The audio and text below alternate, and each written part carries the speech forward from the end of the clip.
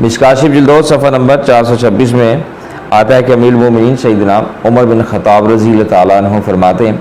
کہ شفیع امت حضور سیدنا رسول اللہ صلی اللہ علیہ وآلہ وسلم نے ارشاد مبارک فرمایا کہ اللہ تبارک تعالیٰ کے بندوں میں ایسے لوگ بھی ہیں کہ جو نہ نبی ہے نہ شہید، لیکن قیامت کے دن قرب الہی کی وجہ سے انبیاء علیہ السلام اور شہداء ان پر رش کریں گے۔ عرض کہ یا رسول اللہ صلی اللہ علیہ وسلم وہ کون عظیم لوگ ہیں؟ تو میرے اور آپ کے پیارے محبوب صلی اللہ علیہ وآلہ وسلم نے ارشاد مبارک فرمایا کہ وہ لوگ ہیں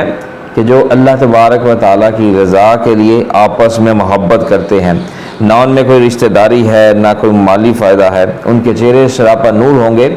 اور نور کے ممبروں پر تشریف فرما ہوں گے،